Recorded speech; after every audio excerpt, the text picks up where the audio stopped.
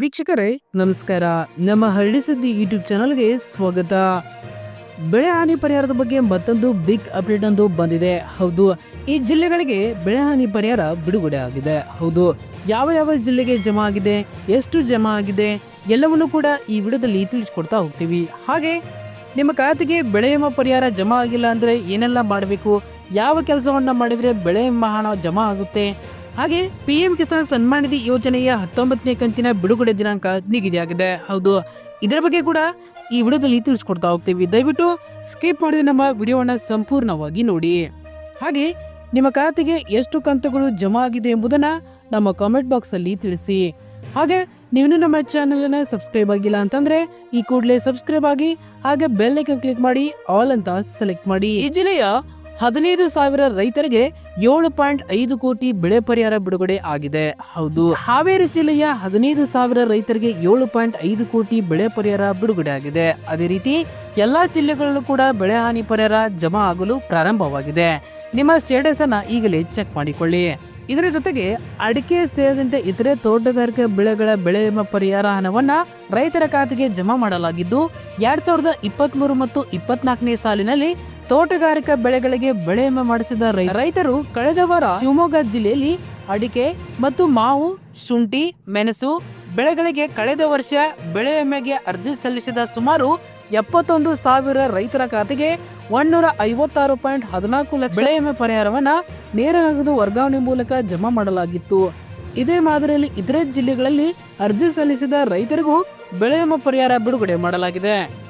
ಕಳೆದ ಮುಂಗಾರು ಹಂಗಾಮಿನಲ್ಲಿ ತೋಟಗಾರಿಕಾ ಬೆಳೆಗಳ ಪ್ರಧಾನಮಂತ್ರಿ ಫಸಲ್ ಬಿಮಾ ಯೋಜನೆಯಡಿ ಅರ್ಜಿ ಸಲ್ಲಿಸಿದವರು ರಾಜ್ಯದ ಸರ್ಕಾರದ ಅಧಿಕೃತ ವೆಬ್ಸೈಟ್ ಆದಂತ ಸಂರಕ್ಷಣಾ ಪೇಜ್ಗೆ ಭೇಟಿ ನೀಡಿ ನೀವು ಅಲ್ಲಿ ಬೆಳೆ ವಿಮೆ ಜಮಾ ಆಗಿದ್ದನ್ನ ಚೆಕ್ ಮಾಡಿಕೊಳ್ಳಬಹುದು.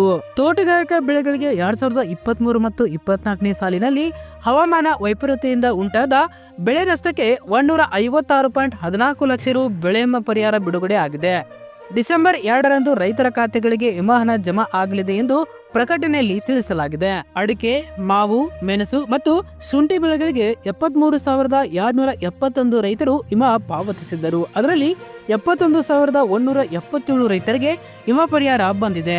ಅಡಿಕೆ ವಿಮಾ ಮಾಡಿಸಿದ 68,951 ರೈತರಿಗೆ ಸೋಮವಾರದಿಂದ ಅವರ ಖಾತೆಗಳಿಗೆ ನೇರವಾಗಿ ಹಣ ಬಿಡುಗಡೆ ಆಗುತ್ತಿದೆ. ಮಾವು, ಮೆಣಸು ಮತ್ತು ಶುಂಠಿ ಬೆಳೆದ 2,226 ರೈತರ ಖಾತೆಗೆ ಈಗಾಗಲೇ ಬೆಳೆ ವಿಮಾ ಪರಿಹಾರ ಜಮಾ ಆಗಿದೆ. ಹಿಂದಿನ 2 ವರ್ಷಗಳಿಗಿಂತ ಈ ವರ್ಷ ಅಧಿಕವಾಗಿ ಬೆಳೆ ವಿಮಾ ಮೊತ್ತವು ರೈತರ ಖಾತೆಗೆ ಜಮಾ ಆಗುತ್ತಿದೆ. ನಿಮ್ಮ ಸ್ಟೇಟಸ್ ಅನ್ನ ಈಗಲೇ ಚೆಕ್ ಮಾಡಿಕೊಳ್ಳಿ. ನಿಮ್ಮ ಖಾತೆಗೆ ಇಲ್ಲಿವರೆಗೆ ಬೆಳೆ ವಿಮಾ ಹಣ ಜಮಾ ಆಗಿಲ್ಲ, ಹಾಗಾದ್ರೆ ಏನೆಲ್ಲ ಕೆಲಸವನ್ನ ಮಾಡಬೇಕು ಇಲ್ಲಿ ತಿಳಿಸ್ಕೊಡ್ತಾ ಹೋಗ್ತೀವಿ. ಬೆಳೆ ವಿಮಾ ಪಾವತಿಸಿದ ನಂತರ ಪ್ರಾಕೃತಿಕ ವಿಕೋಪದಿಂದಾಗಿ ಬೆಳೆ ಹಾನಿಯಾದ್ರೆ ಯಾರಿಗೆ ಸಂಪರ್ಕಿಸಬೇಕು, ಬೆಳೆ ವಿಮಾ ಜಮಾ ಆಗ್ಬೇಕಾದ್ರೆ ಯಾವಾಗ ಕರೆ ಮಾಡಬೇಕು ಎಂಬ ಮಾಹಿತಿಯನ್ನ ಈ ವಿಡಿಯೋದಲ್ಲಿ ತಿಳಿಸ್ಕೊಡ್ತಾ ಹೋಗ್ತೀವಿ. ದಯವಿಟ್ಟು ಸ್ಕಿಪ್ ಮಾಡದೆ ನಮ್ಮ ವಿಡಿಯೋನ ಸಂಪೂರ್ಣವಾಗಿ ನೋಡಿ.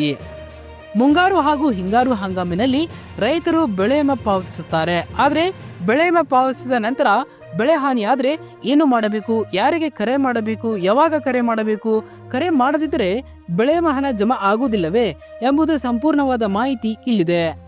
ಮುಂಗಾರು ಹಾಗೂ ಹಿಂಗಾರು ಹಂಗಾಮಿಗೆ ರೈತರು ಬೆಳೆ ವಿಮಾ ಹಣವನ್ನ ಪಾವತಿಸುತ್ತಾರೆ. ಆದ್ರೆ ಯಾವ ವಿಮಾ ಕಂಪನಿಗೆ ಬೆಳೆ ವಿಮಾ ಹಣ ಪಾವತಿಸಿದ್ದಾರೆ, ಬೆಳೆ ಹಾನಿ ಆದ್ರೆ ವಿಮಾ ಹಣ ಜಮಾ ಆಗಲು ಏನು ಮಾಡಬೇಕು ಎಂಬುದರ ಬಗ್ಗೆ ಕೆಲವು ರೈತರಿಗೆ ಮಾಹಿತಿ ಇರುವುದಿಲ್ಲ.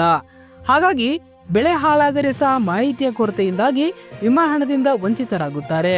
ಅಂತ ರೈತರಿಗಾಗಿ ಇಲ್ಲಿದೆ ಮಾಹಿತಿ.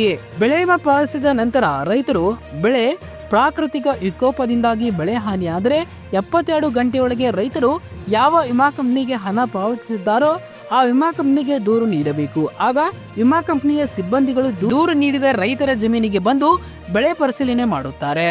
ಯಾವ ಪ್ರಮಾಣದಲ್ಲಿ ಬೆಳೆ ಹಾನಿಯಾಗಿದೆ ಎಂಬುದನ್ನು ಪರಿಶೀಲಿಸಿ ವಿಮಾ ಕಂಪನಿಗೆ ವಿಮಾ ಪಾವತಿಸಲು ವರದಿ ಸಲ್ಲಿಸುತ್ತಾರೆ. ಆಗ ರೈತರಿಗೆ ಬೆಳೆ ವಿಮಾ ಹಣ ಜಮೆ ಆಗುತ್ತದೆ. ಹಾಗಾದ್ರೆ ನೀವು ಯಾವ ಕಂಪನಿಗೆ ಹಣ ಪಾವತಿಸಿದ್ದೀರಿ ತಿಳಿದುಕೊಳ್ಳುವುದು ಹೇಗೆ ಇಲ್ಲಿ ತಿಳಿಸ್ಕೊಡ್ತಾ ಹೋಗ್ತೀವಿ. ಅದರ ಲಿಂಕು ನಮ್ಮ ಡಿಸ್ಕ್ರಿಪ್ಷನ್ ಬಾಕ್ಸ್ ಅಲ್ಲಿ ಕೊಟ್ಟಿರ್ತೇವೆ. ಆ ಲಿಂಕ್ ಮೇಲೆ ಕ್ಲಿಕ್ ಮಾಡಬೇಕು. ಆಗ ನಿಮ್ಮ ಜಿಲ್ಲೆಗೆ ಯಾವ ಕಂಪನಿಯಿಂದ ನಿಯೋಜಿಸಲಾಗಿದೆ ಎಂಬುದನ್ನ ತಿಳಿದುಕೊಳ್ಳಬಹುದು. ನಂತರ ನೀವು ಆ ವಿಮಾ ಕಂಪನಿಗೆ ದೂರು ನೀಡಬೇಕು. ಇನ್ನು PM ಕಿಸಾನ್ ಸನ್ಮಾನ್ ನಿಧಿ ಯೋಜನೆಯ 19ನೇ ಕಂತಿನ ಹಣ ಯಾವಾಗ ಜಮಾ ಆಗಲಿದೆ, ಜಮಾ ಆಗ್ಬೇಕಂದ್ರೆ ಯಾವೆಲ್ಲ ಕೆಲಸವನ್ನ ಮಾಡಬೇಕು ಎಲ್ಲವನ್ನೂ ಕೂಡ ಇಲ್ಲಿ ತಿಳಿಸ್ಕೊಡ್ತಾ ಹೋಗ್ತೀವಿ. ಸ್ಕಿಪ್ ಮಾಡದೆ ನಮ್ಮ ವಿಡಿಯೋನ ಸಂಪೂರ್ಣವಾಗಿ ನೋಡಿ.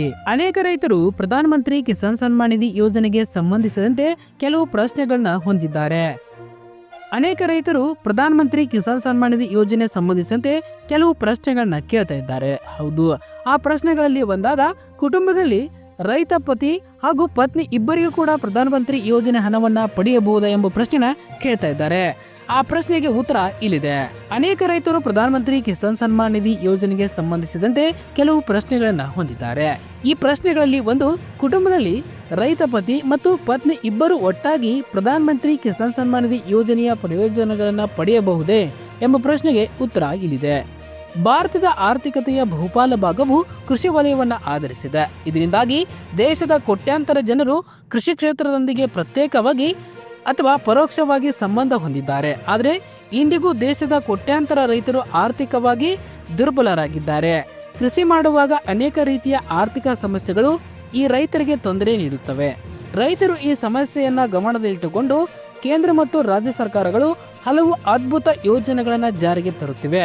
ಈ ಯೋಜನೆಗಳಲ್ಲಿ ಒಂದಾದ PM ಕಿಸಾನ್ ಸನ್ಮಾನ್ ನಿಧಿ ಯೋಜನೆ. ಹೌದು, ಈ ಯೋಜನೆಯಡಿಯಲ್ಲಿ ಭಾರತ ಸರ್ಕಾರವು ದೇಶದ ಬಡ ರೈತರಿಗೆ ಪ್ರತಿ ವರ್ಷ 6,000 ರೂಪಾಯಿಗಳ ಆರ್ಥಿಕ ಸಹಾಯವನ್ನ ನೀಡುತ್ತದೆ. ವಾರ್ಷಿಕವಾಗಿ 3 ಕಂತುಗಳಲ್ಲಿ 6,000 ರೂಪಾಯಿಗಳ ಆರ್ಥಿಕ ಸಹಾಯವನ್ನ ಬಿಡುಗಡೆ ಮಾಡಲಾಗುತ್ತದೆ. ಪ್ರತಿ ಕಂತಿನ ಅಡಿಯಲ್ಲಿ ಸರ್ಕಾರವು DBT ಮೂಲಕ ಬಡ ರೈತರ ಖಾತೆಗಳಿಗೆ 2,000 ರೂಪಾಯಿ ಮೊತ್ತವನ್ನ ವರ್ಗಾಯಿಸಲಾಗುತ್ತದೆ. ಭಾರತ ಸರ್ಕಾರವು ಪ್ರಧಾನಮಂತ್ರಿ ಕಿಸಾನ್ ಸನ್ಮಾನ್ ನಿಧಿ ಯೋಜನೆಯ ಒಟ್ಟು 18 ಕಂತುಗಳನ್ನು ಬಿಡುಗಡೆ ಮಾಡಿದೆ. ಪ್ರಧಾನಮಂತ್ರಿ ಕಿಸಾನ್ ಸನ್ಮಾನ್ ನಿಧಿ ಯೋಜನೆಗೆ ಸಂಬಂಧಿಸಿದಂತೆ ದೇಶಾದ್ಯಂತ ಅನೇಕ ರೈತರು ಕೆಲವು ಪ್ರಶ್ನೆಗಳನ್ನು ಹೊಂದಿದ್ದಾರೆ. ಈ ಪ್ರಶ್ನೆಗಳಲ್ಲಿ ಒಂದು, ಕುಟುಂಬದಲ್ಲಿ ರೈತ ಪತಿ ಮತ್ತು ಪತ್ನಿ ಇಬ್ಬರು ಒಟ್ಟಾರೆ ಪ್ರಧಾನಮಂತ್ರಿ ಕಿಸಾನ್ ಸನ್ಮಾನ್ ನಿಧಿ ಯೋಜನೆಯ ಪ್ರಯೋಜನವನ್ನ ಪಡೆಯಬಹುದೇ ಎಂಬ ಪ್ರಶ್ನೆಗೆ ಉತ್ತರ ಇಲ್ಲಿದೆ. ಕುಟುಂಬದಲ್ಲಿ ರೈತ ಪತಿ ಮತ್ತು ಪತ್ನಿ ಇಬ್ಬರು ಒಟ್ಟಾಗಿ ಪ್ರಧಾನಮಂತ್ರಿ ಕಿಸಾನ್ ಸನ್ಮಾನ್ ನಿಧಿ ಯೋಜನೆಯ ಪ್ರಯೋಜನಗಳನ್ನ ಪಡೆಯಲು ಸಾಧ್ಯವಿಲ್ಲ. ಕುಟುಂಬದ ಒಬ್ಬ ಸದಸ್ಯ ಮಾತ್ರ ಈ ಯೋಜನೆ ಲಾಭವನ್ನ ಪಡೆಯುತ್ತಾನೆ. ಕೃಷಿ ಭೂಮಿ ಯಾರ ಹೆಸರಿನಲ್ಲಿ ನೋಂದಣಿ ಆಗಿದೆಯೋ ಆ ಸದಸ್ಯ ಮಾತ್ರ ಈ ಯೋಜನೆಯ ಲಾಭವನ್ನ ಪಡೆಯಬಹುದು. ಕುಟುಂಬದಲ್ಲಿ ಪತಿ ಮತ್ತು ಪತ್ನಿ ಇಬ್ಬರು ಒಟ್ಟಾಗಿ ಈ ಯೋಜನೆಗೆ ಅರ್ಜಿ ಸಲ್ಲಿಸಿದರೆ ಆ ಪರಿಸ್ಥಿತಿಯಲ್ಲಿ ಅವರ ಅರ್ಜಿಯನ್ನು ರದ್ದುಗೊಳಿಸಲಾಗುತ್ತದೆ. ಅದೇ ಸಮಯದಲ್ಲಿ ದೇಶಾದ್ಯಂತ ಕೋಟ್ಯಾಂತರ ರೈತರು PM ಕಿಸಾನ್ ಸನ್ಮಾನ್ ನಿಧಿ ಯೋಜನೆಯ 19ನೇ ಕಂತಿಗಾಗಿ ಕಾತುರದಿಂದ ಕಾಯುತ್ತಿದ್ದಾರೆ. ಮಾಧ್ಯಮ ವರದಿಗಳ ಪ್ರಕಾರ ಭಾರತ ಸರ್ಕಾರವು ಮುಂಬರುವ ಫೆಬ್ರವರಿ ತಿಂಗಳಿನಲ್ಲಿ PM ಕಿಸಾನ್ ಸನ್ಮಾನ್ ನಿಧಿ ಯೋಜನೆಯ 19ನೇ ಕಂತನ್ನ ಬಿಡುಗಡೆ ಮಾಡಬಹುದು. ಆದರೆ ಈ ಬಗ್ಗೆ ಸರ್ಕಾರ ಯಾವುದೇ ಅಧಿಕೃತ ಘೋಷಣೆ ಮಾಡಿಲ್ಲ. ನಿಮ್ಮ ಖಾತೆಗೆ PM ಕಿಸಾನ್ ಸನ್ಮಾನ್ ನಿಧಿ ಯೋಜನೆಯ 19ನೇ ಕಂತಿನ ಹಣ ಜಮಾ ಆಗ್ಬೇಕಂದ್ರೆ ನೀವು KYC ಮಾಡಲೇಬೇಕಾಗುತ್ತದೆ. ಹೌದು, KYC ಮಾಡಿದ್ರೆ ಮಾತ್ರ ನಿಮ್ಮ ಖಾತೆಗೆ 19ನೇ ಕಂತಿನ ಹಣ ಜಮಾ ಆಗುತ್ತದೆ. ಹೌದು, ಈಗಾಗಲೇ ನೀವು KYC ಮಾಡಿಸಿದರೂ ಕೂಡ ಒಂದ್ಸಾರಿ ನಿಮ್ಮ ಹತ್ತಿರದ CSC ಕೇಂದ್ರಕ್ಕೆ ಹೋಗಿ ಬಯೋಮೆಟ್ರಿಕ್ ಆಧಾರಿತ KYC ಮಾಡಿಸಬೇಕು. ಹೌದು, ಬಯೋಮೆಟ್ರಿಕ್ ಆಧಾರಿತ KYC ಆದಲ್ಲಿ ಮಾತ್ರ ನಿಮ್ಮ ಖಾತೆಗೆ PM ಕಿಸಾನ್ ಮುಂದಿನ ಕಂತುಗಳು ಜಮಾ ಆಗುತ್ತವೆ. ಇದರ ಜೊತೆಗೆ ನೀವು ಭೂಮಿ ಪರಿಶೀಲನೆ ಮಾಡಿಸಬೇಕಾಗುತ್ತದೆ. ಹೌದು, ಇನ್ನು ಮೊಬೈಲ್ ನಂಬರ್ ಲಿಂಕ್ ಇಲ್ಲದಿದ್ರೆ ನಿಮ್ಮ ಮೊಬೈಲ್ ನಂಬರ್ ಅನ್ನ ಲಿಂಕ್ ಮಾಡಬೇಕಾಗುತ್ತದೆ.